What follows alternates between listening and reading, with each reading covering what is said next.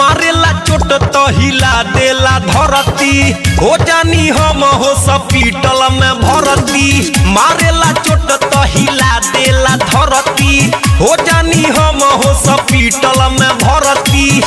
एको दिन सुतेला ना पासीनु रे धराई देला पियावा मोर खलासी हसरदी खसीनु रे धराई देला भतरा मोर खलासी हसरदी खसीनु रे।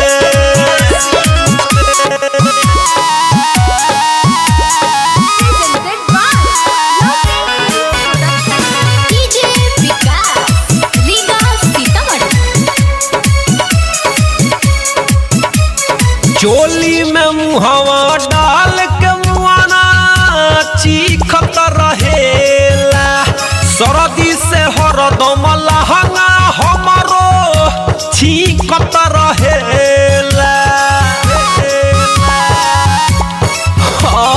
चोली में मुहवा डाल के मुआना चीखत रहेला सरदी से हरदम लहंगा हमारो चीखत रहेला।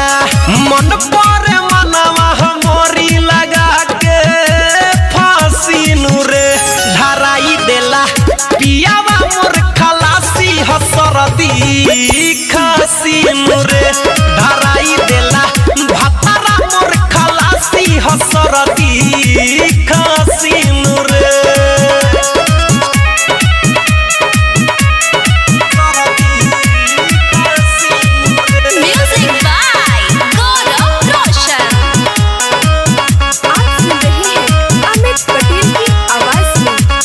परी बीमार वकीले के खियावे मुँह में दवाई रे अमित दिवाकर मुकेश के हिता कइले बहाई रे।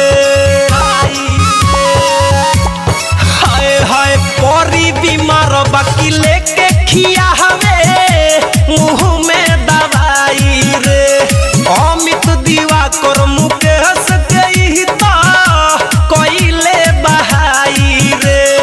देवेला हरदम बोली तो हमके झांसीनु रे धराई देला पियावा मोर खलासी हसरदी खसीनु रे धराई देला भतरा मोर खलासी हसरदी खसीनु रे। मारेला चोट तो हिला देला धरती हो जानी हम हॉस्पिटल में भर्ती। एको दिन सुते